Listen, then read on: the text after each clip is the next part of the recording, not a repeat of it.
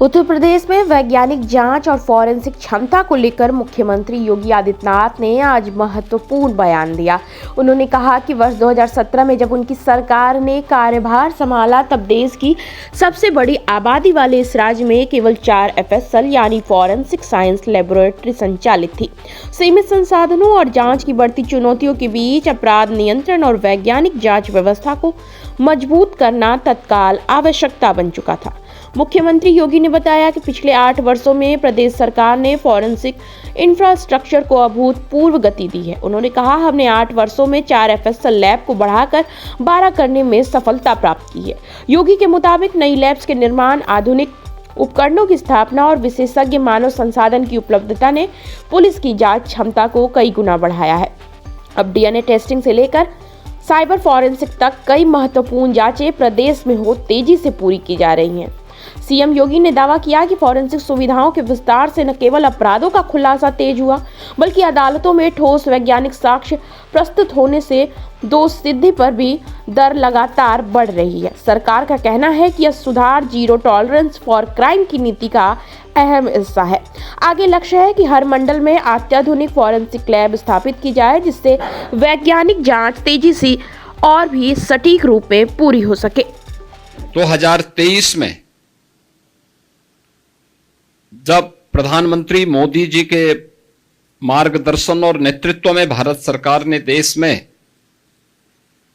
3 नए कानून लागू किए, जिनकी अवधारणा प्रत्येक पीड़ित व्यक्ति को समय से न्याय देने की रही है। यानी जो ब्रिटिश कालखंड की अवधारणा थी दंड पर आधारित, इससे अलग हट करके हर व्यक्ति को न्याय मिले और समय पे न्याय मिले, इस दृष्टि से भारतीय न्याय संहिता 2023, भारतीय सुरक्षा संहिता 2023 और भारतीय साक्ष्य संहिता 2023, ये 3 नए कानून को गत वर्ष जुलाई में लागू किया गया। लागू होने के बाद यह अनिवार्य हो गया है कि उन सभी अपराधों में फॉरेंसिक साक्ष्य जुटाए जाएं, जिसमें 7 वर्ष से ऊपर की सजा है। और इसके लिए हम लोगों ने पहले से ही तैयारी की थी। अक्सर होता था कि अपराधी अपराध करता था और अपराधी के अपराध के बाद चूंकि साक्ष्य अगर इकट्ठे होते भी थे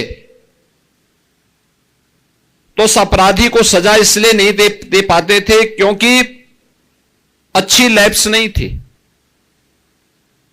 लैब्स के अभाव में अपराधी बच जाता था। हम लोग जब 2017 में आए थे, देश की सबसे बड़ी आबादी के राज्य में 4 लैब मात्र थे। हमने उसी समय इस बारे में निर्देश जारी किए कि कम से कम रेंज स्तर पर यानी कमिश्नरी स्तर पर हमारे पास एक FSL लैब होनी चाहिए।